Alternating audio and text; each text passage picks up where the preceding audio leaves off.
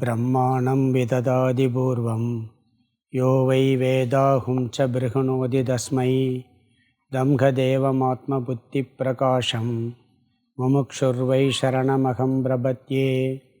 ॐ नमो ब्रह्मादिभ्यो ब्रह्मविद्यासम्प्रदायकर्तृभ्यो वंशऋषिभ्यो महत्यो नमो गुरुभ्यः। सर्वोपप्लवरहितः प्रज्ञानगणः प्रत्यकर्तो ब्रह्मैवाहमस्मि। ॐ ब्रह्मानन्दं परमसुखदं केवलं ज्ञानमूर्तिं द्वन्द्वातीतं गगनशत्रुशं तत्त्वमस्यादिलक्ष्यम् ஏகம் நித்யம் விமலமஜலம் சர்வதி சாட்சிபூதம் பாவாதீதம் திரிகுணரகிதம் சத்குரும் தம் நமாமி. குருர் பிரம்மா குருர் விஷ்ணு குருர் தேவோ மகேஸ்வரः குரு சாட்சாத் பரம் பிரம்ம தஸ்மை ஸ்ரீ குரவே நமः. முதல் ஸ்லோகம் 72வது ஸ்லோகம் படிக்கணும். ஸ்ரீஹரிம் பரமானந்தம் உபதேஷ்டாரமீஸ்வரம் வியாபகம் சர்வலோகானாம் காரணம் தம் நமாம்யகம். 72. கனகம் குண்டலத்வேன தரங்கத்வேன வைஜலம் விநிர்ணீதா விமூடேன தேகத்வேன ததாத்மதாம். கனகம் குண்டலத்வேன தரங்கத்வேன வைஜலம் விநிர்ணீதா விமூடேன தேகத்வேன ததாத்மதாம்.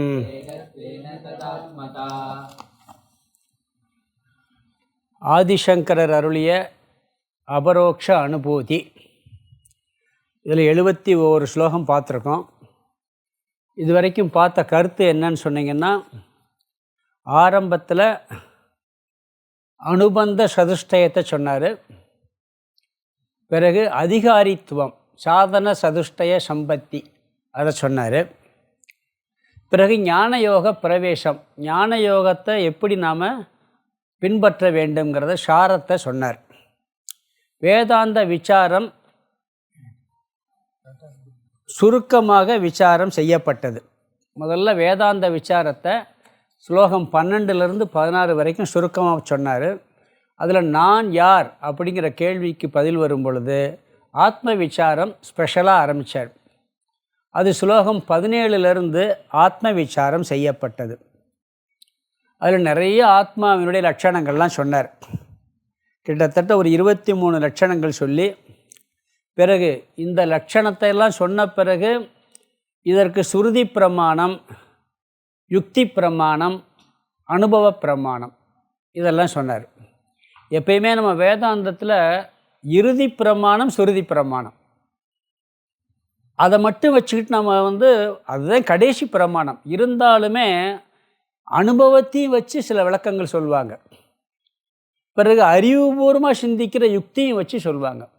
இந்த யுக்தியிலையும் அனுபவத்திலையும் தோஷம் வருங்கிறதுனால இறுதியான பிரமாணம் சுருதி பிரமாணம் தான். ஆனால் புரிவதற்காக அனுபவத்தையும் யுக்தியையும் பயன்படுத்துறது உண்டு. இந்த 3 ஒன்றா போச்சுன்னு சொன்னால் அந்த ஆத்ம விசாரம் அதனுடைய தத்துவம் தெளிவாக புரியும். இதுக்கு உபனிஷத் பிரமாணமெல்லாம் சொல்லி யுக்தி பிரமாணமெல்லாம் சொல்லி 40 வரைக்கும் அது பார்த்தோம். பிறகு 41லிருந்து 89வது ஸ்லோகம் வரை இதுவரை கேட்கின்ற பார்த்துக்கிட்டு இருக்கிறதெல்லாம் என்னன்னா, ஜெகன் மித்தியா, அனாத்மா மித்தியா, எப்படி அனாத்மாவானது ஆத்மாவின் மீது ஏற்றி வைக்கப்பட்டுள்ளதோ அந்த தத்துவத்தை விளக்கிட்டு வர்றார். இதில் நாம் 71 ஸ்லோகம் பார்த்துட்டோம்.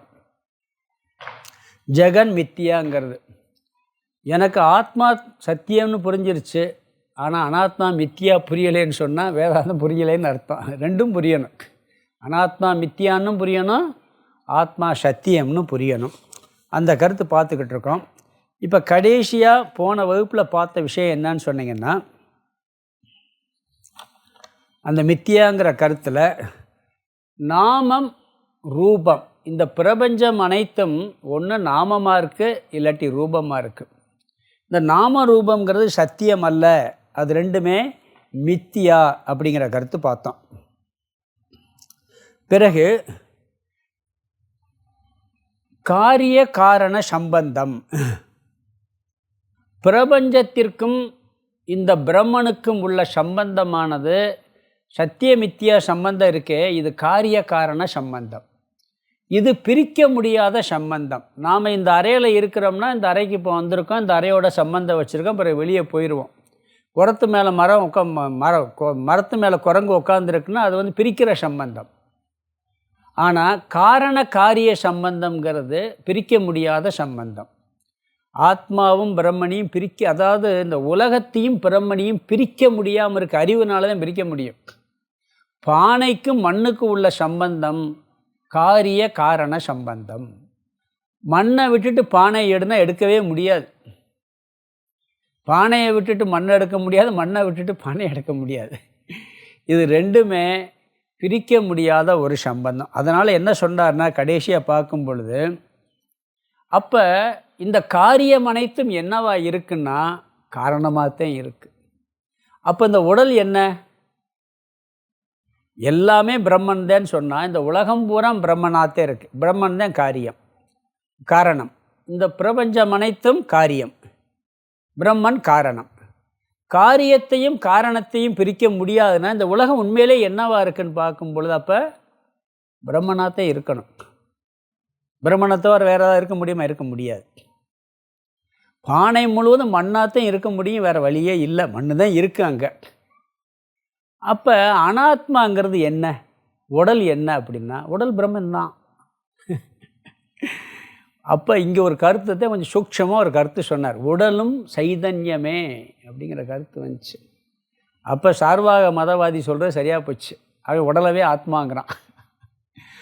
புரியுதுங்களா? அப்படி அந்த அர்த்தத்தில் இல்லை. இருப்பது சைதன்யம் மட்டுமே, இதெல்லாம் ஒரு தோற்றமே அப்படிங்கிறதுனால பானை என்பது வெறும் தோற்றமே, இருப்பது மண் மட்டுமேங்கிறது இந்த உடலாக தெரிவது கூட சைதன்யம் தான் அப்படி தெரியுது அப்படிங்கிற கருத்தை கொஞ்சம் அதில் வித்தியாசமாக சொன்னார். இந்த சைதன்யத்தை இருப்பது உடல் தான். ஆனால் இவன் என்ன பண்ணுறான்னா, உண்மையிலே சைதன்யத்தை பார்க்காம இதை உடலாக பார்த்துறான். அது அஞ்ஞானிகளினுடைய பார்வை. அந்த பார்வை அஞ்ஞானிகளினுடைய பார்வைன்னு சொன்னார். அதற்கு 70-71 2 உதாரணம் பார்த்தோம். கயிறு 70 வந்து கயிற்றை பாம்பாக பார்க்கின்றான். உண்மையில் இருப்பது கயிறு. கயிறாக பார்த்தா ஞானி, கயிறை பாம்பாக பார்த்தா அஞ்ஞானி. அங்கே இருப்பது உண்மையிலே கயிறு தான். அதே மாதிரி கிளிஞ்சலை வெள்ளியாக பார்க்கின்றான், சிப்பியை வெள்ளியாக பார்க்குறான். இருப்பது சிப்பி தான். சிப்பியாக பார்க்கிறவன் ஞானி, வெள்ளியாக பார்ப்பவன் அஞ்ஞானி. அப்போ அந்த அறியாமையில் இருப்பவன் ஆத்மாவையே உடலாக பார்க்கின்றான், அனாத்மாவாக பார்க்கின்றான். உடல்தான் ஆத்மா என்று நினைக்கின்றான். நாமளும் உடல் ஆத்மான்னு சொல்லுவோம். எப்படின்னா ஆதாரத்தின் அடிப்படையில் சொல்வோம். உடல் தோற்றம் சொல்லுவோம். இருப்பது ஆத்மா மட்டும்தான், உடல்னு ஒன்று கிடையாதுங்கிற சொல்லுவோம். அவன் உடலே தான் ஆத்மா அப்படிங்கிறான். இது 71 பிறகு மண், பானை, நூல், துணி அந்த உதாரணத்தை சொன்னார். ஏற்கனவே கயிறு, பாம்பு, கிளிஞ்சல், வெள்ளி, இந்த மண்ணு, பானை எல்லாத்தையும் சொல்லிக்கிட்டே வர்றோம். 71வது ஸ்லோகத்தில் போன கிளாஸில் பார்க்கும் பொழுது மண்ணு தான் பானையாக தெரிகிறது, நூல் தான் துணியாக இருக்கிறது, அதுபோல் ஆத்மாதான் உடலாக இருக்கிறது. ஆனால் அவன் என்ன பண்ணுறான்? ஆத்மா உடலாக தெரிகிறது, ஆத்மா உடலையே ஆத்மா நினைக்கிறான் அஞ்ஞானி. உடலையே ஆத்மா நினச்சிக்கிட்டு இருக்கேன் அஞ்ஞானி. மண்ணையே பானையாக நினைப்பது போல், நூலவே துணியாக நினைப்பது போல் ஆத்மாவையே உடலாக நினைக்கின்றான் அஞ்ஞானி. அடுத்து 72 இதே கருத்துக்களை சொல்கிறாரு. 72, 73 இந்த உதாரணங்களை மட்டும் மாற்றிட்டு போகிறாரு. இதில் கொஞ்சம் வித்தியாசமான இது வருது. எப்படின்னு சொன்னால் 70 to 74 வரைக்கும் ஆத்மஸ்வரூபத்தை உடலாக பார்த்தல். அதாவது ஆத்மாவில் அனாத்மாவான தர்மியை அத்தியாசம் செய்தல். இங்கே ஒரு சின்ன வித்தியாசம் இருக்குது. தர்மி தர்மம் இருக்குது. ரெண்டு அத்தியாசம் நம்மகிட்ட நடக்குது. எப்படின்னீங்கன்னா, ஆத்மா மேலே உடலையே அத்தியாசம் பண்ணுறது, உடலவே ஆத்மான்னு நினைக்கிறது, இது ஒரு அத்தியாசம். பிறகு உடலின் தர்மத்தை ஆத்மா மேலே அத்தியாசம் பண்ணுறது. இப்போ உடல்ங்கிறது தர்மி, உடல்ங்கிறது தர்மி. உடலுக்கு இருக்கக்கூடிய இறப்பு மரணம் 6 வீத விகாரம் இருக்குது பார்த்தீங்களா, அது உடலினுடைய தர்மம். 6 விகாரம் உடலுக்கு இருக்குது பார்த்தீங்களா. உடல் பிறக்குது, உடல் வளருது, உடல் தேயுது, உடல் அழியுது, இதெல்லாம் உடலின் தர்மம். உடல் தர்மியாக இருக்கும் பொழுது இதெல்லாம் தர்மமாக மாறுது. இப்போ உடல் செயல்படுது, கர்த்தாவாக இருக்குது, உடல் போக்தாவாக இருக்குது, உடல் துக்கப்படுது அப்படிலாம் சொல்கிறோம் பார்த்தீங்களா. அனாத்மா, உடலுக்கு கஷ்டம் வருது, இதெல்லாம் எதுன்னா உடல் தர்மியாக இருக்கும் பொழுது இது உடலின் தன்மைகள் எல்லாம் தர்மமாக மாறுது. ஆத்மாவில் 2 அத்தியாசம் நடக்குது. ஒன்று, ஆத்மாவை உடலையே ஆத்மாவை பார்க்குறது, உடலையே ஆத்மாவை பார்க்குறது ஒரு அத்தியாசம். இன்னொன்று, ஆத்மாவில் உடலின் தர்மத்தை பார்க்குறது. ஆத்மாவில் உடலை இந்த உடலே நான் சொன்னால் தர்மி அத்தியாசம். நான் செய்கிறேன்னு சொன்னேன்னு வச்சுக்கோங்க, அது தர்ம அத்தியாசம், உடலின் தர்மத்தை அத்தியாசம் பேர். நான் இந்த உடல்னு சொல்லும் பொழுது உடலை ஆத்மாவில் ஏற்றி வச்சிடுறோம். உடல் தர்மி. நான் இந்த செயலை செய்கிறேன், நான் மரணம் அடைகிறேன் அப்படின்னு சொன்னால் உடலின் தர்மத்தை அத்தியாசம் பண்ணுறான் ஆத்மா மேலே. வித்தியாசம் புரியுதா? இது ஒவ்வொன்றா பார்க்க போகிறேன், சுருக்கமாக போய் சொல்கிறேன், பார்க்குறோம். இப்போ 70லேருந்து 74 வரைக்கும் தர்மி அத்தியாசம், உடலையே ஆத்மாவாக பார்த்தல். இது அஞ்ஞானி பார்க்குறான். ஆத்மா மேலே உடலை ஏற்றி வச்சு உடல் தான் நான் நினைக்கிற அஞ்ஞானிகள். இது உடலையே நான் நினைக்கிறது தர்மி அத்தியாசம். இதுக்கு பேர் தர்மியினுடைய அத்தியாசம். உடலை அத்தியாசம் செய்கிறாங்க. அதுக்கு முதல்ல கயிறு பாம்பு சிப்பி வெள்ளி மண் பானை நூல் துணி பார்த்தோம். கயிறு ஆத்மா, பாம்பாக பார்க்குறது. சிப்பி ஆத்மா, அது வெள்ளியாக பார்க்குறது, அது அனாத்மா. மண் ஆத்மா, பானையாக பார்க்குறது அனாத்மா, பானை அனாத்மா. நூல் ஆத்மா, துணியாக பார்க்குறது அனாத்மா, அதில் பார்க்குறது. நூலவே துணியாக பார்க்குறோம். அடுத்து 72ல் தங்கம் குண்டலம் நீர் அலை, இது இப்போ பார்க்கணும். இங்கே என்ன சொல்கிறாருன்னு சொன்னால், ஸ்லோகத்தை அப்படியே பார்த்துட்டு அர்த்தம் சொல்லிடுற. உதாரணம் மட்டும் இங்கே காரிய காரண அத்தியாசம். தங்கம் காரணம், குண்டலம் காரியம். தங்கத்திலிருந்து நகையெல்லாம் வருது, இது காரியம். பிரிக்க முடியாத ஒரு சம்பந்தம் இருக்குது இங்கே. எப்படி தங்கமானது குண்டலமாகவும் நீரானது அலைகளாகவும் நிர்ணயம் செய்யப்பட்டுள்ளதோ அவ்விதமே மூடர்களால் ஆத்மாவானது உடலாக நிர்ணயம் செய்யப்பட்டுள்ளது. இங்கே அப்படி சுலோகத்துக்கு அர்த்தம் சொல்லிக்கிட்டே வரேன், பிறகு பார்க்கலாம் உள்ள. கனகம், கனகம்னா தங்கமானது, குண்டலத்வேன, ஏன்னா உதாரணம் மட்டும்தான் மாறுது. குண்டலத்வேன, குண்டலமாக. நம்ம என்ன வேணாலும் சேர்த்துக்கலாம், குண்டலம், செயின், தோடு, மூக்குத்தி, மோதிரம், என்ன வேணாலும் சொல்லிக்கிறலாம். தங்கமே குண்டலத்வேன, கனகம் குண்டலத்வேன, குண்டலமாக. தரங்கத்வேன வை ஜலம், ஜலம்னா நீரானது, தரங்கத்வேன வை, அதாவது அலைகளாகவே. விநிர்ணீதம், விநிர்ணீதா, நிர்ணயம் செய்யப்பட்டுள்ளதோ. இந்த 2வது வரி எல்லாத்துலேயும் ஒன்றா வந்துக்கிட்டு இருக்கு. 71லேருந்து பார்க்க, 70லேருந்து ஒரே மாதிரி தான் வரும். விநிர்ணீதா அப்படின்னா நிர்ணயம் செய்யப்பட்டுள்ளதோ. தங்கமானது குண்டலமாகவும் நீரானது அலைகளாகவும் நிர்ணயம் செய்யப்பட்டுள்ளதோ ததா அவ்விதமே. ததாங்கிறது விமூடேன தேகத்வேன ததா ஆத்மதா. ததா அப்படிங்கிறது ஆத்மதாவுக்கு முன்னாடி. ததான்னா அவ்விதமே, விமூடேன மூடர்களால், ஆத்மா ஆத்மதா ஆத்மாவானது தேகத்வேன உடலாக, அந்த விநிர்ணிதாவை இங்கேயும் சேர்த்துக்கிறணும், நிர்ணயம் செய்யப்பட்டுள்ளது. அதாவது தங்கம் தங்கத்தை பார்த்து தங்கம்னே சொல்கிறதில்ல. நகைக்கடைக்கு போய் யாராவது இந்த தங்கம் அந்த தங்கம்னு சொல்கிறோமா? சொல்ல மாட்டான். இது தோடு, இது மூக்குத்தி, இது செயின், இது வளையல், அப்படித்தான் பேசுகிறோமே ஒழிய தங்கங்கிற வார்த்தையை பயன்படுத்துறதில்லை. எல்லாமே அதனுடைய நாம ரூபத்தை நாம் சொல்லிக்கிட்டு இருக்கோம். அப்படி நிர்ணயம் பண்ணி சொல்கிறோம். அதுபோல் அதே மாதிரி என்ன பண்ணுறாரு? கடலில் பார்த்திங்கன்னா என்னென்ன வருது? சின்ன அலை, பெரிய அலை, பிறகு சுனாமி வந்துச்சுன்னு வேறு சொல்கிறான். சுனாமி என்ன வந்துச்சு? சுனாமியெல்லாம் வெறும் கடல் தானே, அதுவும் கடல் தான். சுனாமி அலையும் கடல் தான், சின்ன அலையும் கடல் தான், பேரலையும் கடல் தான். ஆனால் அந்த அலையை கடலை விட்டு பிரிக்க முடியுமா? பிரிக்க முடியாது. அலைகள்லாம் காரியமாக வருது தெரியுது, காரணம் கடல். நகைகள் எல்லாம் காரியமாக இருக்குது, தங்கம் காரணமாக இருக்குது. ஆனால் இதில் என்னன்னு சொன்னீங்கன்னா, இது ரெண்டும் பிரிக்க முடியாத ஒரு சம்பந்தத்தில் இருக்குது, காரிய காரண சம்பந்தம். ஆனால் உண்மையிலே இருப்பது காரணம் மட்டும்தான். காரியங்கிறது வெறும் தோற்றம்.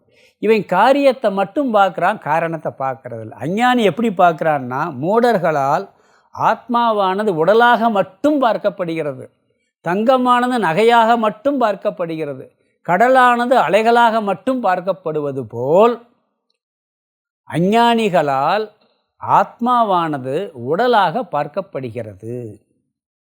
இங்கே என்ன தர்மி அத்தியாசம்? உடலையே நான் என்று சொல்கின்றான், அலையையே கடல் என்று சொல்கின்றான், நகையையே தங்கம் என்று, தங்கத்தையே நகையை என்ன சொல்கிறான்? தங்கத்தையே நகைன்னு சொல்கிறான், கடலையே அலைன்னு சொல்கிறான்.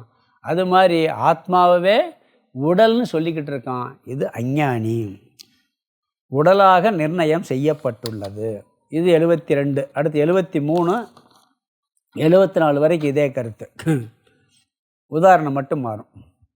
73 படிக்கலாம். புருஷத்வேன வைஸ்தானுகும் ஜலத்வேன மரீஷிகாம் வினிர்நீதா விமூடேன தேகத்வேன ததாத்மதாம் புருஷத்வேன வைஸ்தானுகும் ஜலத்வேன மரீச்சிகாம் வினிர்நீதா விமூடேன தேகத்வேன ததாத்மதாம்.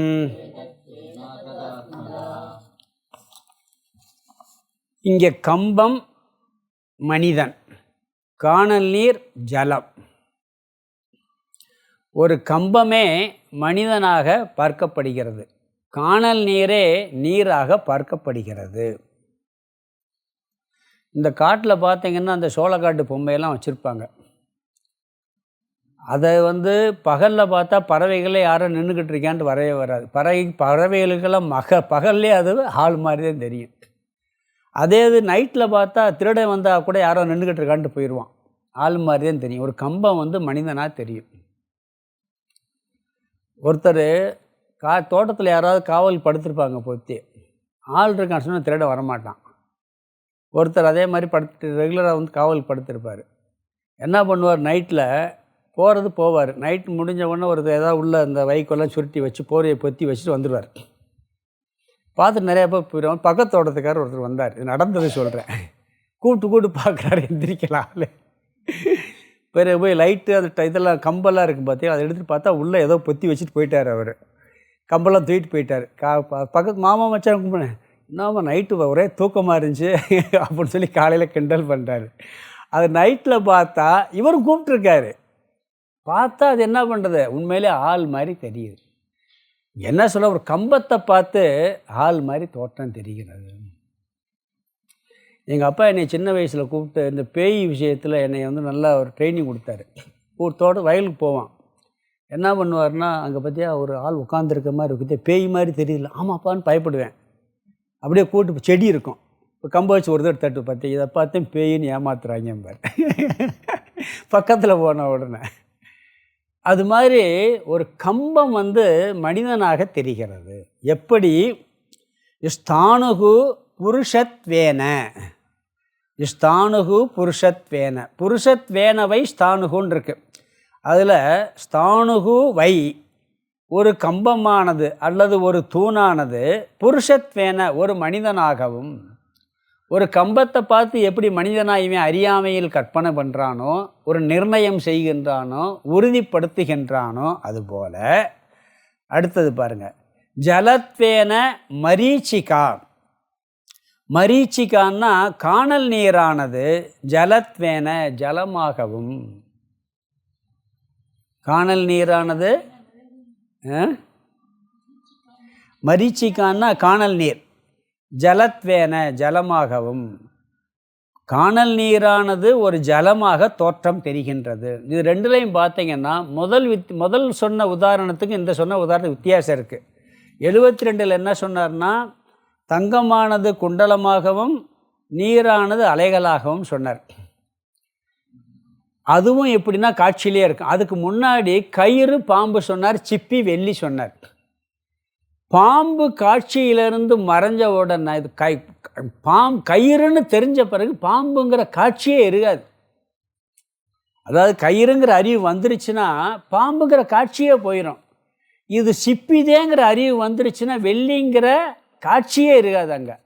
ஆனால் இப்போ சொல்கிற உதாரணத்தில் கடல் தான் அலைன்னு தெரிஞ்சாலும் அலை இருக்கும், அலை மாறாது. அது மாதிரி தங்கம்தான் நகைன்னு தெரிஞ்சாலும் நகை இருக்கும், அந்த வடிவம் வந்து காட்சியிலேருந்து போகாது. அது மாதிரி இங்கேயும் எப்படித்தான், ஒரு கம்பம் ஒரு பொம்மை வச்சுருக்கான், அந்த பொம்மையினுடைய வடிவம் போகாது, ஆனால் அறிவில் என்ன இருக்கும், இது இல்லைன்னு தெரிஞ்சுக்கிடுவோம். அதே போல் தான் காணல் நீர் மட்டும் காட்சியில் போகாது. கயிறு பாம்பு உதாரணத்துக்கும் காணல் நீர் உதாரணத்துக்கு வித்தியாசம் என்னன்னா, கயிறை பாம்பாக பார்த்துக்கிட்டு இருக்கோம், பாம்பு இல்லை கயிறுதேன்னு தெரிஞ்ச பிறகு பாம்பு காட்சியிலேருந்து போயிடும். ஆனால் காணல் நீரில் இது காணல் நீரை தண்ணியாக பார்க்குறோம், நேராக போய் பார்க்கும்போது இங்கே தண்ணி இல்லை பொய் தோற்றம் தெரிஞ்ச பிறகு திருப்பி வந்து பார்த்தாலும் இந்த காணல் நீர் தெரியும். இந்த உலகத்தை அப்படித்தான் சொல்லுது. பிரபஞ்சமானது என்னதான் ஞானம் வந்து இது மித்தியா பொய்ன்னு தெரிஞ்சாலும் கூட காட்சியை விட்டு போகாது, அறிவில் இல்லைன்னு தெரிஞ்சுக்கிறோம். பஞ்சதேசியில் சொல்ல போகிறார் அடுத்து, இது கனவு போலன்னு கனவு போல இல்லை, கனவேதேன் பார். இந்த போல இது கனவுதேன்னு அடித்து சொல்வார். நம்ம கனவு மாதிரின்னு சொல்கிறோம்ல, கனவு மாதிரியெல்லாம் இல்லை, இது கனவுதேங்கிறார். இது எப்படி, இதெல்லாம் ஸ்ட்ராங்காக சொல்லும் பொழுது கொஞ்சம் அசைக்கும் அப்படியே. அது மாதிரி இங்கே என்ன சொல்கிறாரு சொன்னால், இந்த 2 உதாரணம் வித்தியாசம் புரியுதா? இதில் காட்சியிலேருந்து போகாது. முதல்ல சொன்ன உதாரணம் ஞானம் வந்தவுடனே காட்சி போயிடும். இப்போ சொல்கிற உதாரணம் காட்சி இருக்கும், ஆனால் அதில் கூட சத்தியத்துவம் போயிடும். இந்த பிரபஞ்சம் அப்படித்தான், என்ன ஞானம் வந்தாலும் உடல் இருக்கும், மனசு இருக்கும், புத்தி இருக்கும், இந்த பிரபஞ்சம் காட்சியில் இருக்கும், அத்தனை விவகாரம் அதில் தான் நடக்கும். ஆனால் ஆள் மனசில் இது உண்மையில் இல்லை, இன்னைக்கு வரும் போகும், கோபம் கூட வரும், நாளைக்கு போயிடும், எல்லாம் இன்னைக்கு வந்துட்டு ஓடி போயிடும் அப்படிங்கிற ஒரு மித்தியாத்துவ புத்தி எதில் இருக்கான், இந்த உலகத்தில் இருக்கும். அதனால் என்ன சொல்கிறான்னு சொன்னால், இங்கே கம்பமானது மனிதனாகவும் காணல் நீரானது ஜலமாகவும் மினிர் நீதா. அடுத்த வரி அப்படியே தான், வேறு ஒன்றும் கிடையாது. இந்த 2வது வரி எல்லாத்திலும் நிர்ணயம் செய்யப்பட்டுள்ளதோ விமூடேன தேகத்வேன ததாத்மதா ததா, அவ்விதமே விமூடேன மூடர்களால் ஆத்மதா ஆத்மாவானது தேகத்வேன உடலாக வினிர்நீதா நிச்சயம் செய்யப்பட்டுள்ளது. ஞான வந்த பின்பும் இந்த மித்தியாவான இந்த உலகம் பிரபஞ்சம் காட்சியில் இருக்குங்கிறதுக்கு இப்போ சொல்கிற உதாரணம் 73. பிறகு 74 படிக்கலாம். இந்த 74 வரைக்கும் 2வது வரி ஒன்றா இருக்கும், 75லேருந்து மாறும், உதாரணம் மட்டும் மாறிக்கிட்டே இருக்கு. 75 ஸ்லோகம் படிக்கலாம். 74. கிருகத்வேனைவ காஷ்டானி கட்கத்வேனைவ லோகதாம் வினிர்நீதா விமூடேன தேகத்வேன ததாத்மதாம் கிருகத்வேனைவ காஷ்டானி கட்கத்வேனைவ லோகதாம் வினிர்நீதா விமூடேன தேகத்வேன ததாத்மதா.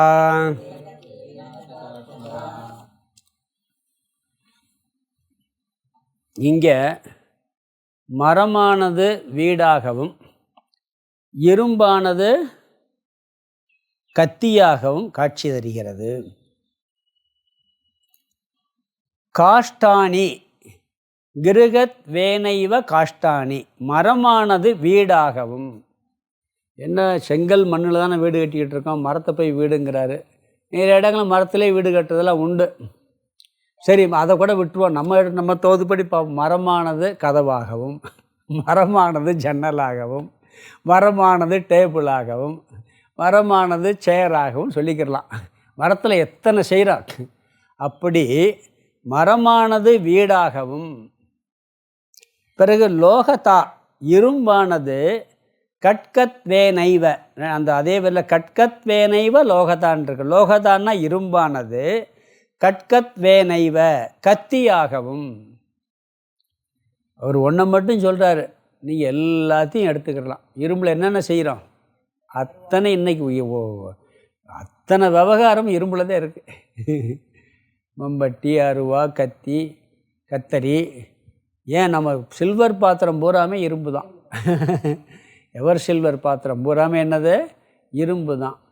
இரும்பே கத்தியாகவும் நம்ம எல்லாத்தையும் சேர்த்துக்கிறோம். நம்ம என்ன இரும்புன்னு என்னைக்காவது அந்த வார்த்தையை பயன்படுத்துகிறோமா?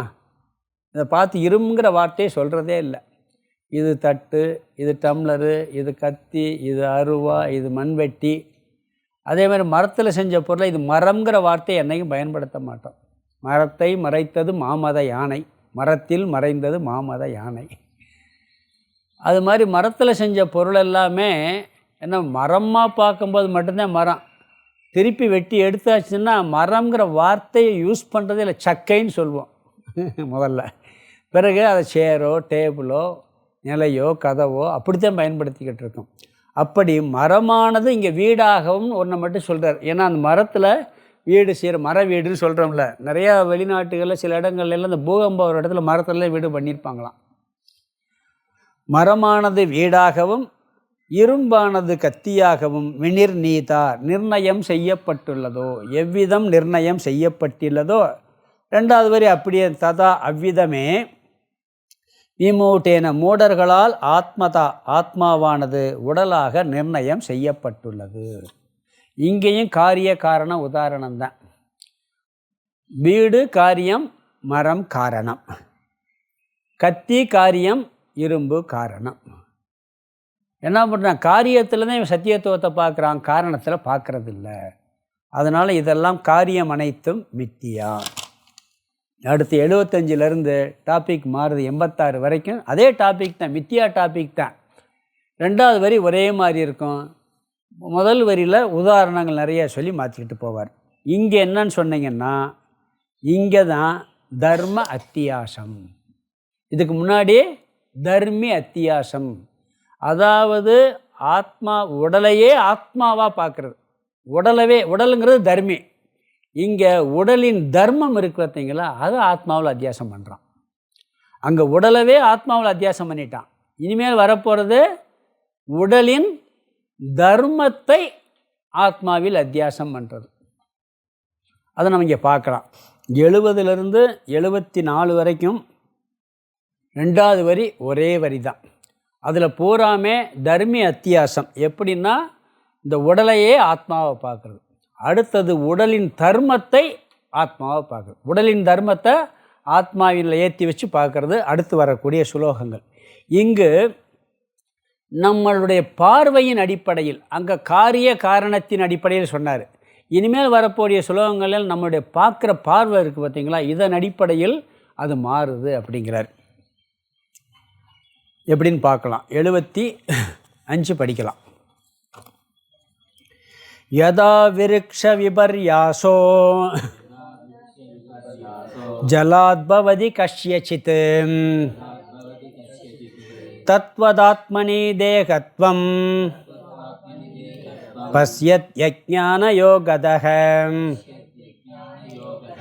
யதா விருக்ஷ விபர்யாசோ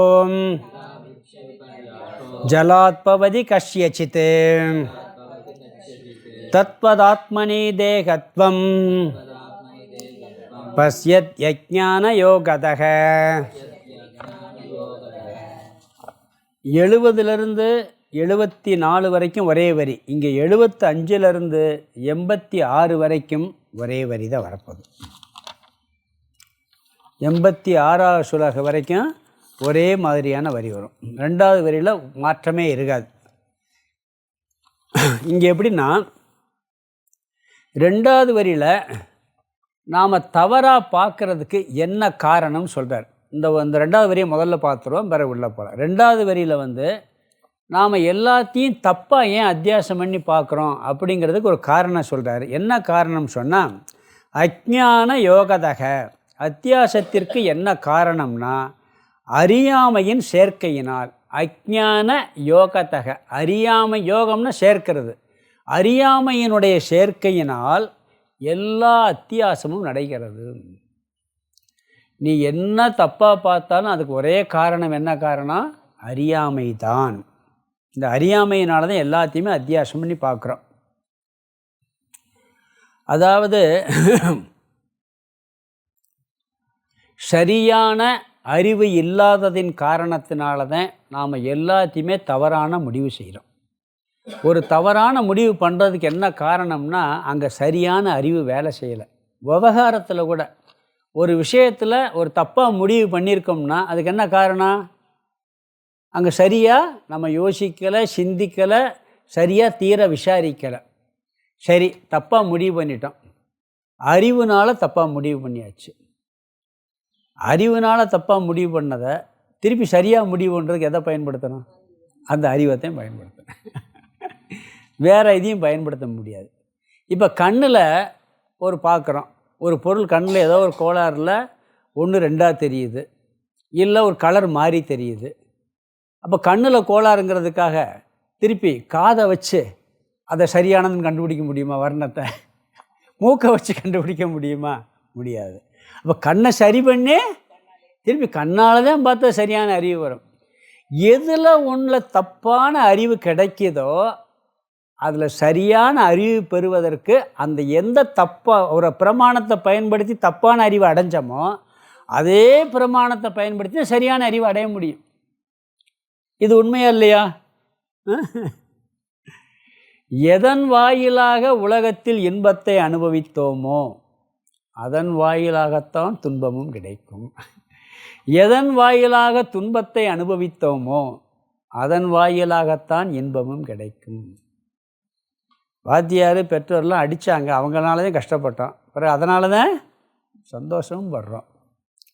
அதனால் என்ன சொல்கிறாருன்னா, புத்தியில் ஒரு தவறான அறிவு வந்துருச்சுன்னா அந்த புத்தியை திருப்பி நல்லா பயன்படுத்தி புத்தியை தீட்டி அதன் மூலமாகத்தான் சரியான அறிவை பயன்படுத்த வேண்டும். இப்போ ஒரு கிணத்துல அந்த கிணறு வெட்டுறவங்களாம் இருக்காங்க பார்த்தீங்களா? கிணறு வெட்டுறவங்க அளப்பாங்க. அளக்கும்போது என்ன பண்ணுவான்னா டேப் வச்சு அளப்பான். 50 அடி டேப் 60 அடியாக காமிக்கும். அந்த டேப்பில் ஒரு 10 அடியை உள்ளே கட் பண்ணிடுவான். ஏன்னா கட் பண்ணிவிட்டு சொல்கிறாங்க அப்படி. அதை டேப்பை செக் பண்ணணும். சரி, ஏய் நீ சரியாக அளக்கலப்பா, எனக்கு பார்க்க 50 அடி மாதிரி திருநா, நீ அளந்து பாருன்னா எத்தனை பேர் அளந்தாலும் என்ன ஆகும்? அதே என்ன பண்ண 50 அடி தான் காமிக்கும், 60 அடி தான் காமிக்கும். 50 அடி உள்ள ஆழத்தை 60 அடியாக காமிக்கும் அந்த டேப்பு. திருப்பி என்ன பண்ண, டேப்பை சரி பண்ணிட்டு அளக்கணும். இல்லை நீ டேப்பில் அளந்து சரியில்லை, நான் இடக்கல்ல வச்சு பார்க்குறேன் அப்படின்னா பார்க்க முடியுமா? அப்போ டேப்பை சரி பண்ணி ஆகணும். அப்போ இந்த அறியாமை வந்துச்சுன்னா அறிவுனால தான் திருப்பி அந்த அறியாமையை போக்க முடியுமே, எவ்வளோ இல்லாட்டி போக்க முடியாது. அதனால் என்ன சொல்கிறாரு சொன்னால், எல்லா அத்தியாசத்திற்கும் காரணம் அறியாமை தான். அஜ்ஞான யோகதகங்கிறார். அடுத்து பாருங்கள், 2வது வரியில் முதல் பகுதியில் ததா ஆத்மனி தேகத்துவம் பஷ்யதி. 2வது வரி தான் கடைசியான 2வது வரி எல்லாத்துலேயும் ஒரே மாதிரி வருது. அப்போ அறியாமை, அஜ்ஞான யோகதக, அறியாமையினுடைய சேர்க்கையினால் ததா ஆத்மனி தேகத்துவம் பஷ்யதி. ததா அவ்விதமே ஆத்மாவிடம் அல்லது தன்னிடத்தில் சரீரத்தின் தன்மையை, அங்கே தேகத்தை பார்க்குறான்னாரு, இங்கே தேகத்துவங்கிறார். தேகத்தினுடைய தன்மையை, தேகத்தினுடைய தர்மத்தை இங்கே பார்க்குறாங்கிறார். ரெண்டுக்கு வித்தியாசம் புரியுதா? அவர் பிரித்த அத்தியாசத்தை கொண்டு போகிறார். உடலையே ஆத்மாவை பார்க்குறது. ஆத்மாவில் என்ன பண்ணுவான், நானே உடல்னு சொல்கிறோம். பிறகு உடலின் தர்மத்தை சொல்வோம். நான் மரணமடைந்து விட்டேன், நான் பிறக்கிறேன், இது உடலின் தர்மம். நான் செயல் செய்கின்றேன், நான் இதை அனுபவிக்கிறேன் போது அங்கே உடலை அத்தியாசம் பண்ணலை. உடலின் செயல்படுவது உடலின் தர்மம். ஆனால் நான் செய்கிறேன்னு சொல்லும்போது என்ன ஆகிறது? உடலின் தர்மத்தை அத்தியாசம் பண்ணுறேன். நான் உடல்னு சொல்லும்போது உடலையே அத்தியாசம் பண்ணுறோம். நான் செய்கிறேன்னு சொல்லும்போது உடலினுடைய தர்மத்தை அத்தியாசம் பண்ணுறோம். இனி வரதெல்லாம் இப்படி தர்மத்தை அத்தியாசம் பண்ணி கொண்டு போய் இதெல்லாம் பார்வையினாலேங்கிறதையும் சொல்ல போகிறார் அடுத்த ஸ்லோகத்திலேருந்து. அவ்விதமே ததா ஆத்மனி தேகத்துவம் பஷ்யதி, அவ்விதமே ஆத்மாவிடம் சரீரத்தின் தன்மையை பார்க்கின்றான். அவ்விதமேன்னா எவ்விதத்தில்? முதல்ல ஒரு உதாரணத்தை இங்கே சொல்கிறார். ஒரு உதாரணத்தை சொல்லி அவ்விதமேன்னு சொல்ல போகிறார். எல்லாத்துலேயும் உதாரணம் மட்டும் மாற்றிட்டு போவார். ரெண்டாவது வரி கரெக்டாக வரும். அவ்விதமே அப்படின்னு சொல்லிகிட்டே போவார். இங்கே பாருங்கள், உதாரணம் என்னன்னு சொல்கிறாருன்னா, முதல் வரி முதல் பகுதி, யதா விருக்ஷா விபர்யாசோ, எப்படி மரமானது தலைகீழாக ஜலாத்பவதி கஷ்யச்சித்து, சிலருக்கு தண்ணீரில் தெரிகிறதோ. மரம் பக்கத்தில் இருக்கும், கிணத்து பக்கத்தில். அந்த மரத்தை தண்ணிக்குள்ளே பார்த்தா எப்படி தெரியும்? தலைகீழாக தெரியும். நேர இருக்க மரம், மரத்தின் தன்மை வேறு கீழே இருக்கும், கிளைகள் மேலே இருக்கும். அதனுடைய தர்மம் அப்படித்தான் இருக்குது. தண்ணியில் பார்க்கும்போது கிளைகள்லாம் கீழையும் தூர்பக்கம் மேலேயும் தெரியும். தெரியுதா இல்லைங்களா? அப்போ எப்படி மரத்தினுடைய தன்மை, நேராக இருக்கக்கூடிய தன்மை, தண்ணீரில் பார்க்கும் பொழுது தலைகீழாக தெரிகிறதோ, அவ்விதமே ஆத்மாவினுடைய தன்மையை என்ன பண்ணுறான் இவன்? தன்னிடத்தில் பார்க்கின்றான். அனாத்மாவினுடைய தன்மத்தை ஆத்மாவிடம் பார்க்கின்றான். எப்படின்னு பார்க்கலாம். இப்போ கிணத்துல பார்த்தீங்கன்னா, நாமளே இப்படி பக்கத்தில் நின்னோம்னா தலை கீழே இருக்கும், கால் மேலே இருக்கும். அப்படி தான் தெரியும் தண்ணியில் பார்த்தீங்கன்னா. கண்ணாடியில் பார்த்தீங்கன்னா எப்படி தெரியும் தெரியுமா? ரைட் சைடு லெஃப்டாக தெரியும், லெஃப்ட் சைடு ரைட்டாக தெரியும். நேராக வச்சு கண்ணாடியை கீழே வச்சு பார்த்தாலும் அப்படித்தான். இந்த ஆம்புலன்ஸில் தலைகளை எழுதியிருப்பாங்க பார்த்தீங்களா? Ambulance board. ஆம்புலன்ஸில் முன்னாடி நான் சின்ன வயசில் எதுக்கு இப்படி ஒரு மாதிரி ரிட்டன் இப்படி எழுதியிருக்காங்கன்னு எனக்கு புரியலை. ஆம்புலன்ஸில் பார்த்தீங்கன்னா அந்த இங்கிட்டிருந்து இப்படி ரைட்லேருந்து இப்படி வரும் எழுத்து. எதுக்கு இது எப்படின்னு போட்டிருக்காங்க ஆம்புலன்ஸில் அப்படின்னு எனக்கு சின்ன வயசில் குழப்பி கேட்டிருக்கேன். அப்போ தான் ஒருத்தர் சொன்னார், ஆம்புலன்ஸுங்கிறது பின்னாடி முன்னாடி போகிற வண்டிக்கு டக்குன்னு ஆம்புலன்ஸ்னு தெரியணும். உண்மையிலே ஆம்புலன்ஸ் நேரடியிலேருந்து அங்கே தலைகளாக தெரியும், அவர் சைடு கண்ணாடியில். எதில்? கார் ஓட்டும் போது பின்னாடி ஆம்புலன்ஸ் வருது, அந்த ஆம்புலன்ஸ் இருக்க போர்டு கரெக்டாக எழுதியிருந்தான்னு இதில் தெரியுமா? தலைகளாக தெரியும். அங்கே தலைகளை எழுதிட்டா இங்கே நேரம் தெரியும். இது முதல்ல புரியல. சின்ன ஒருத்தரை கேட்டேன், ஏன் இப்படி எழுதியிருக்குன்னு. இல்லைப்பா, கண்ணாடியில் அப்படித்தான் தெரியும், அதுக்காக எழுதியிருக்காங்கன்னாரு. அப்போ இந்த உல்ட்டாவாக இருக்குது பார்த்தீங்களா, அந்த உல்ட்டாவாக மாற்றி தெரியுது, தலைகீழாக தெரிகிறது. இது தண்ணீரில் உள்ள மரம் எப்படி தலைகீழாக தெரியுதோ அதுபோல் தன்னுடைய ஆத்மஸ்வரூபத்தில் அழியக்கூடிய உடலின் சொரூபத்தை தலைகீழாக பார்க்கின்றான். அழியாத ஆத்மாவை அழிவதாக நினைக்கின்றான், மாறாத ஆத்மாவை மாறுவதாக நினைக்கின்றான். உல்ட்டா எல்லாமே. கீதையில் தலைகளாக பார்க்குறது தாமச புத்தின்னு சொல்வார். தர்மத்தை அதர்மமாக பார்க்குறதும் அதர்மத்தை தர்மமாக பார்க்குறதும் தாமச புத்திம்பார். அது மாதிரி இங்கே என்ன தெரியுதுன்னு சொன்னால், அத்தியாசத்தினால ஆத்மாவினுடைய தர்மத்தை அனாத்மாவில் ஏற்றி பார்க்குறான். ஆத்மா அழியாதது, ஆத்மா அழியுதுன்னு சொல்கிறான். அந்த ஆத்மா அழிஞ்சு போச்சு, போயிருச்சு, வந்துருச்சு அப்படிலாம் சொல்கிறோமா இல்லையா? ஆத்மா சாந்தி அடைஞ்சிருச்சுன்னு சொல்கிறது கூட தப்பு தான். ஏன்னா ஆத்மா எப்பயுமே சாந்தியாகத்தான் இருக்கும், அது என்னைக்கு சாந்தி அடைய போகிறது இல்லை. அப்போ உல்ட்டாவாக பார்க்குறது, தலைகீழாக பார்த்தல். இங்கே தர்ம அப்பியாசம், இங்கே என்ன பண்ணுது? அங்கே தர்மிய அப்பியாசம். இங்கே அனாத்மாவினுடைய தர்மம் அழிவது. அந்த அழிகின்ற தர்மத்தை ஆத்மாவிடம் ஏற்றுவித்து பார்க்கின்றான், தலைகீழாக பார்க்குறான். அனாத்மாவினுடைய தர்மம் 6 வித மாற்றங்களை உடையது, ஆத்மா மாறாதது. ஆனால் ஆத்மா நான் வளர்ந்தேன், இவ்வளோ இளைஞனாக இருக்கேன், முதியவனாக இருக்கேன்னு சொன்னால் என்ன அர்த்தம்? தர்மத்தை ஏற்றி வைக்கிறான், உல்டாவாக தலைகீழாக மார்க்கின்றான். அனாத்மாவின் தர்மத்தை ஆத்மாவில் பார்க்கின்றான்.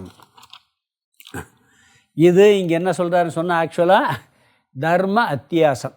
ரெண்டாவது வரி ஒரே மாதிரி போய்கிட்டு இருக்கோம். அடுத்தது இது முதல் இது மட்டும் உதாரணம் மட்டும் மாறிக்கிட்டே இருக்கும். 86வது சுலோகம் வரைக்கும். இந்த சுலோகத்துக்கு ஒருக்கா இன்னொரு அர்த்தத்தை பார்த்துடலாம். யதா எப்படி, முதல்ல உதாரணத்தை சொல்கிறார். யதா எப்படி, கஷ்ய சித்து, கஷ்ய சித்துங்கிறது முதல் வரியில் கடைசி வார்த்தை. சிலருக்கு, எல்லாத்துக்கும் அப்படி இல்லை, அறியாமையில் பார்க்குற சிலருக்குத்தான் கஷ்ய சித்த. சிலருக்கு விருட்ச மரமானது விபர்யாசோ, விபர்யாசக தலைகீழாக, ஜலத்பவதி தண்ணீரில் தெரிகிறதோ, ஜலாத்பவதி, ஜலத்பவதி ஜலாத்பவதி தண்ணீரில் தெரிகிறதோ. எப்படி சிலருக்கு மரமானது தலைகீழாக தண்ணீரில் தெரிகிறதோ. யதானா எப்படி, கஷ்ய சித்துனா சிலருக்கு, விருட்சன்னா மரமானது, விபர்யாசக தலைகீழாக, ஜலாத்பவதி தண்ணீரில் தெரிகிறதோ. இது முதல் வரி. இந்த முதல் வரி மட்டும் நீங்கள் வர சொல்ல மாறிக்கிட்டே இருக்கும். ரெண்டாவது வரி அப்படியே தான் வரப்போகுது. தத்வத்து அதை போல, ஆத்மனி தேகத்வம் பஷ்யத் யஜ்ஞான யோகதக. தத்வத்துனா அதை போல. அடுத்து இங்கே கடைசி வரி பாருங்கள், பஷ்யதி அஜ்ஞான யோகதக.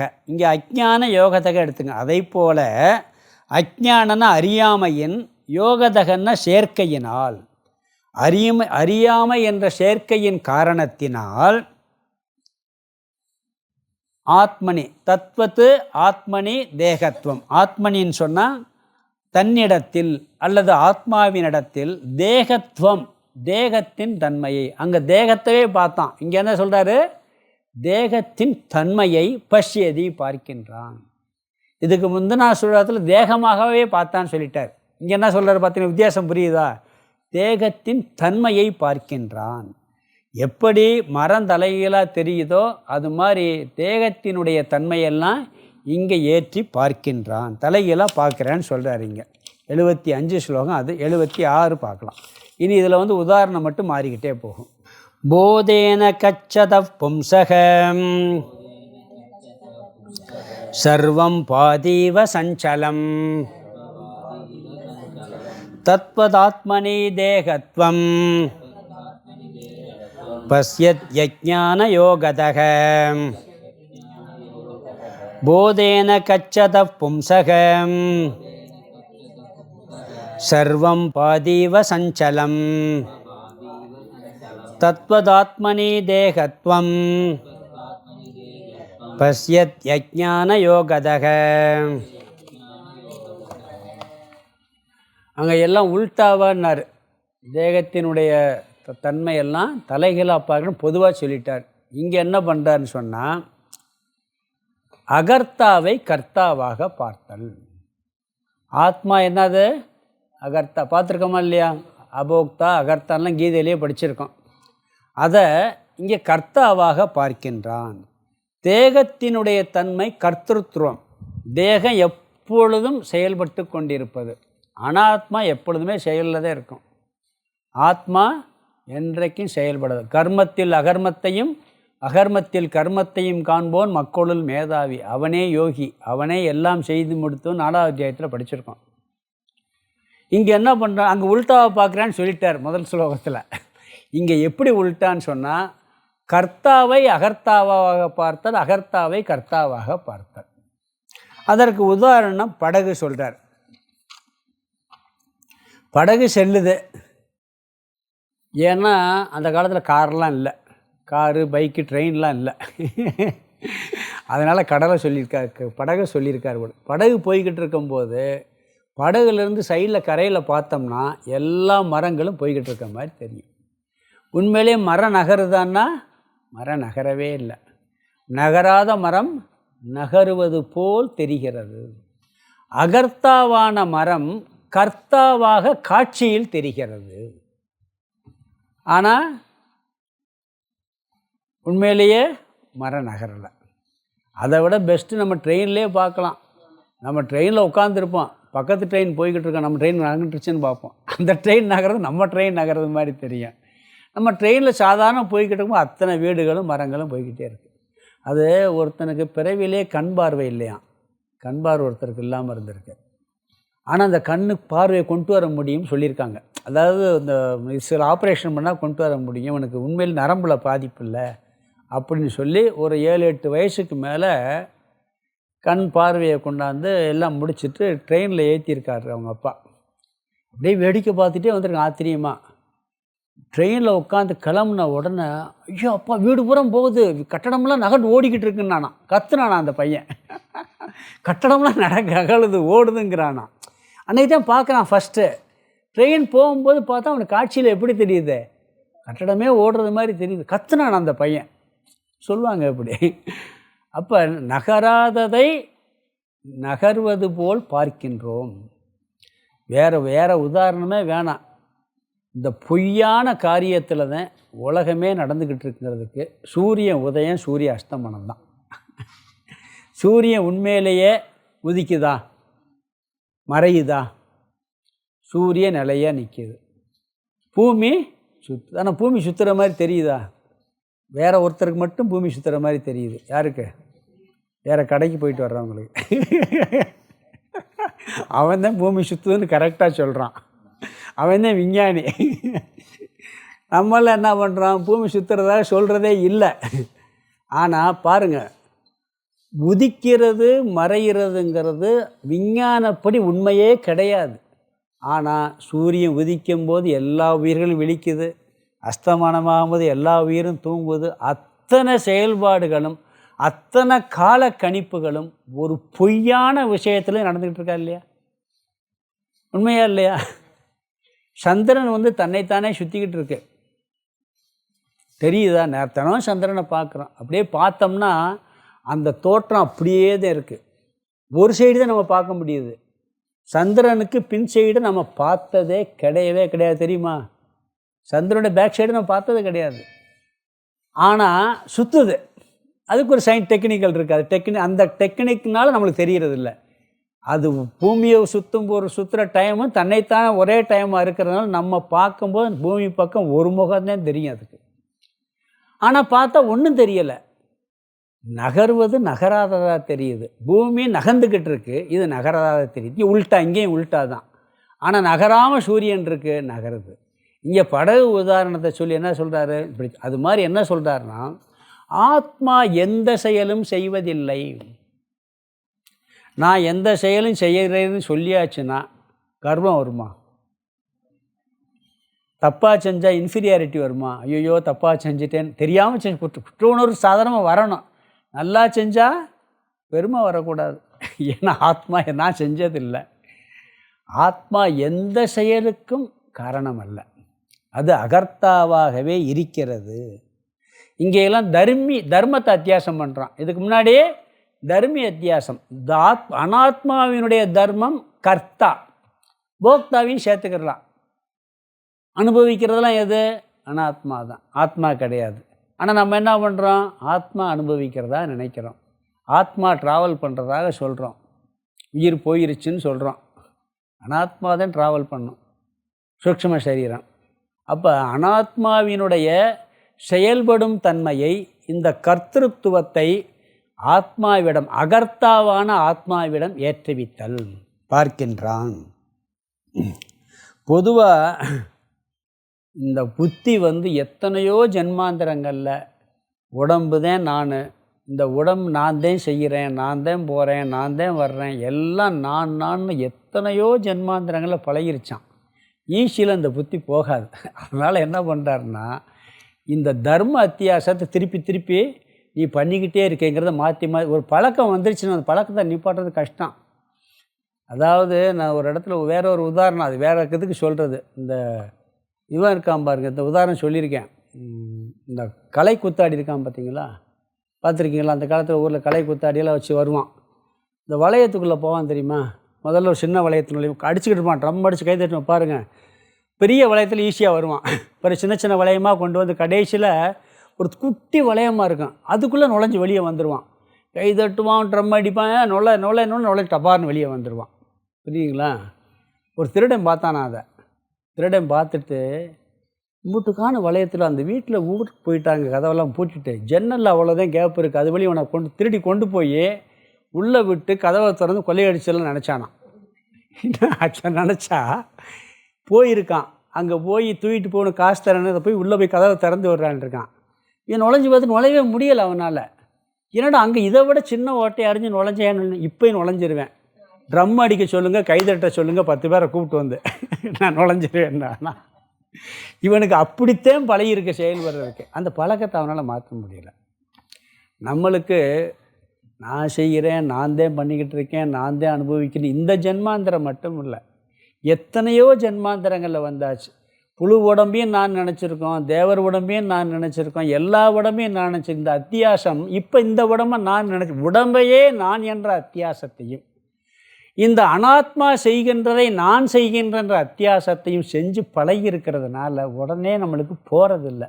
அதுக்காக என்ன பண்ணுறார், பல உதாரணங்களை சொல்லி 86 ஸ்லோகம் வரைக்கும் கர்த்தா நீ அல்ல, போக்தா நீ அல்ல, அனாத்மா செய்கின்ற ஒவ்வொரு தர்மமும் உன்னுடையதல்ல, அது அனாத்மாவின் தர்மம், ஆத்மாவின் தர்மம் அல்லன்னு சொல்லி இங்கே ஒவ்வொன்றா சொல்லிக்கிட்டு வர்றாருங்க. அதனால் என்ன சொல்கிறாருன்னா, உடலின் தர்மமான கர்த்தாவும் போக்தா என்ற தன்மையை அகர்த்தாவான அபோக்தாவான ஆத்மாவில் ஏற்றி வைக்கின்றான். அகர்த்தா அபோக்தா ஆத்மா, கர்த்தா போக்தா அனாத்மா, அது ரெண்டுமே மித்தியா தான், அதுவும் உண்மை கிடையாது.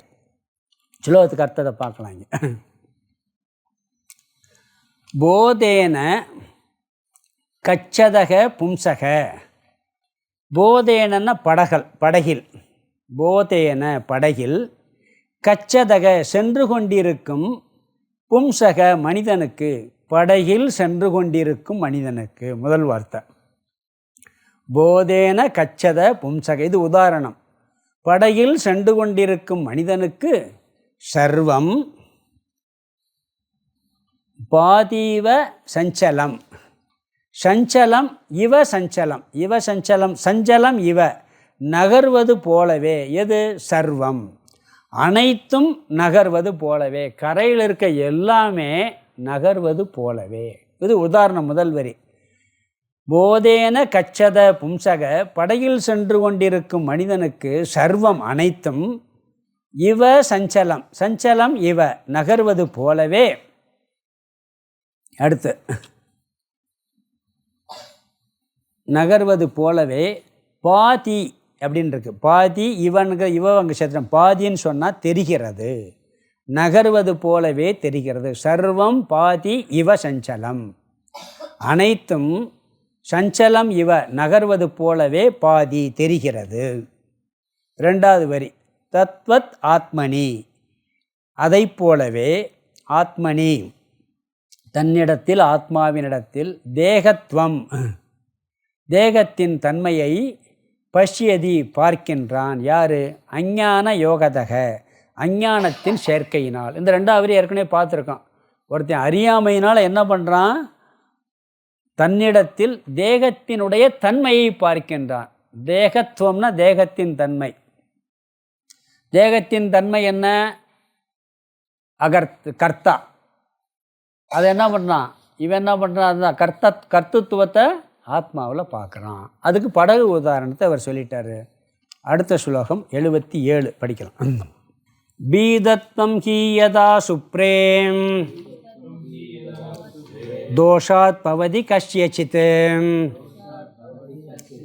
தத்வதாத்மனி தேகத்வம் பஸ்யத்ய ஞான யோகதக. பீதத்வம் ஹீயதா சுப்ரேம் தோஷாத் பவதி கஷ்யசித் தத்வதாத்மனி தேகத்வம் பஸ்யத் யஜ்ஞான யோகதக. இங்கே என்ன சொல்கிறான்னு சொன்னால், தேகத்தினுடைய ஒரு குணம் அசுத்தம், ஆத்மாவினுடைய குணம் சுத்தம். தேகத்தினுடைய அசுத்தத்தன்மையை ஆத்மாவிடம் பார்க்கின்றான். ஆத்மா என்னைக்கும் அசுத்தமே அடையாது. ஆனால் தேகத்தை என்றைக்கும் சுத்தப்படுத்த முடியாது. முழுமையாக சுத்தப்படுத்த முடியும்னா முடியவே முடியாது. இந்த மனம் இருக்குது பார்த்தீங்களா, மனமும் உடம்பு இருக்குது பார்த்தீங்களா, நம்ம என்ன சொல்கிறோம், பொதுவாக ஒன்று சொல்லுவோம், சுத்தமான மனசு வேணும் தத்துவத்தை புரிஞ்சுக்கிறதுக்குன்னு சொல்கிறோமா இல்லைங்களா. மனசும் சுத்தமாக இருக்கணும், அசையாமல் இருக்குன்னு சொல்லுவோம். அனாத்மாவை ஒரு பொழுதும் முழுமையாக தூய்மைப்படுத்த முடியாது.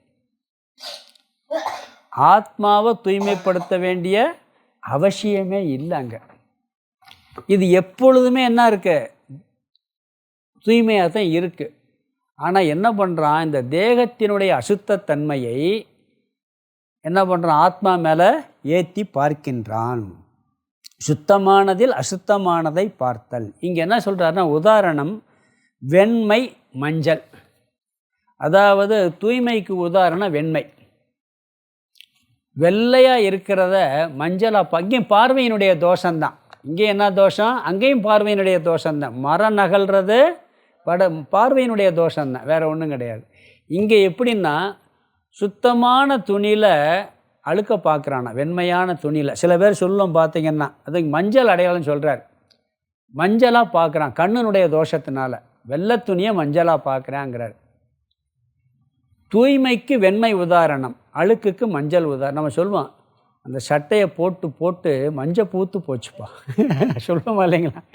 அப்படியே ஒரு குருட்டழுக்கு போட்டு, அது பேர் லைட்டாக மஞ்சள் கலர் மாதிரி தெரியும், அது பியூர் ஒயிட்டாக இருக்காது. அதனால் இங்கே அசுத்தத்துக்கு மஞ்சள் உதாரணம் சொல்கிறாரு, சுத்தத்துக்கு வெள்ளை உதாரணம் சொல்கிறார். எப்படி இவனுடைய கண்ணினுடைய தோஷத்தினால், கண்ணினுடைய தோஷத்தினால தான் இப்படி தெரியுது, மற்ற சாதாரணத்தில் தெரியாது. வெள்ளையாத்தையும் தெரியும். கண்ணில் ஒரு தோஷம் தெரிஞ்சு, மஞ்சள் காமாலை வந்தவங்களுக்கு எப்படி தெரியும், மஞ்சள் காமாலை வந்தவங்களுக்கு எதை பார்த்தாலும் மஞ்சளாத்தையும் தெரியும்பாங்க. அது மாதிரி கண்ணினுடைய தோஷத்தினால எப்படி வெண்மையானது மஞ்சளாக தெரிகிறதோ, அப்படி தூய்மையான ஆத்மாவானது என்ன பண்ணுறான், அசுத்தமாக பார்க்கின்றான். அதாவது இந்த போன கிளாஸில் சொன்னேன்னு நினைக்கிறேன், பௌத்த மதத்தில் ஒரு சீடரை தேர்ந்தெடுத்து குருவானவர் சிஷ்யன்ட்ட கேட்டாரன், யார் நல்ல சிஷ்யன்னு தேர்ந்தெடுக்கிறதுக்கு. அதில் எல்லாம் அவங்க எழுதும்போது போர்டில் எழுத சொல்லியிருக்க கருத்துக்களை ஒருத்தன் சொன்னானா, மனசுன்னு ஒன்று இருக்குது, ஆத்மான்னு ஒன்று இருக்குது. அதில் மனசை நம்ம சுத்தப்படுத்தி பிறகு ஆத்ம தத்துவத்தை உணரணும் அப்படின்னு ஒருத்தர் சொல்லியிருக்கான். இவன் தான் கரெக்டாக பெஸ்ட்டான ஆள் அப்படின்னு சொன்னாங்களாம் எல்லாரும். இன்னொருத்தன் படித்ததே இல்லை, அரிசியை பிறக்கிட்டு இருந்தானா, அரிசி எதை சுத்தம் பண்ணிக்கிட்டு இருந்தான். அவனையும் கேட்டு பாருங்களேன். அவன் சொன்னான்னா, மனம்னு ஒன்று கிடையவே கிடையாது, இருக்கிறது ஆத்மா மட்டும்தான் நானா. அவனை செலக்ட் பண்ணான்னு சொல்லுவான். ஏன்னா மனம்ங்கிறதே உண்மையிலே பார்த்தா இல்லை. ஆனால் இங்கே நம்ம பார்க்கும்போது மனசுன்னு எடுத்துக்கிட்டால் 100% பியூரிஃபைடுங்க வராது. அப்புறம் என்ன, நம்ம மனசை எப்படி புரிஞ்சுக்கிறோம்னு சொன்னால், தத்துவம் புரிஞ்ச பிறகு மனசு நான் அல்லன்னு புரிஞ்சுக்கிடுவோம். ஏதாவது அதில் தோஷம் வந்தால் அது அப்படித்தான் இருக்கும். மனசில் வரக்கூடிய தோஷம் அப்படித்தான் இருக்கும். இப்போ ஒன்றும் இல்லை, நீங்கள் 5 வயசில் ஒரு தப்பு பண்ணியிருக்கோம், ஏதோ ஒரு சின்ன தவறுகள் இருக்குது, ஏதோ ஒரு அது ஞாபகத்துக்கு வருமா வராதா மனசில்? சித்தம்ங்கிறதும் அந்த கரணம் தான், பதிவானதெல்லாம் ஞாபகத்துக்கு வருமா வராதா? வரும்ல. அப்போ என் மனசில் இந்த கெட்டனை வருதேன்னு நினச்சா அது அசுத்தமா? அது பழசு வந்திருக்கு, போயிட போகுது. மனசுனா அப்படி தான் இருக்கும், வரும் போகும். அதை விவகாரத்துக்கு கொண்டும் துக்கப்படாமல் இருக்கணும். அப்போ மனமாக இருக்கட்டும் உடம்பாக இருக்கட்டும் எப்பொழுதும் அசுத்தமானது. ஆனால் ஆத்மா எப்பொழுதும் நான் என்னுடைய மன சுத்தம் இல்லைன்னு சொன்னால் நான் சுத்தமாக இல்லை, நான் சங்கடப்படுறேன், எனக்கு கோபம் வருது, இதெல்லாம் சொல்கிறோம் பார்த்தீங்களா. இதெல்லாம் அனாத்மாவினுடைய தர்மம். இது ஆத்மாவில் நம்ம ஏற்றி பாய்க்கின்றோம். இங்கெல்லாம் தர்ம அத்தியாசம், முதல்ல தர்மிய அத்தியாசம். இந்த சுலோகத்தினுடைய விளக்கத்தை அடுத்த வகுப்பில் கொஞ்சம் பார்க்கலாம். ஓம் பூர்ணமத பூர்ணமிதம் பூர்ணாத் பூர்ணமுதச்யதே பூர்ணஸ்ய பூர்ணமாதாய பூர்ணமேவாவசிஷ்யதே. ஓம் சாந்தி சாந்தி சாந்தி. ஹரிஹி ஓம் ஆதிகுருநாத சுவாமிக்கு ஜெய்.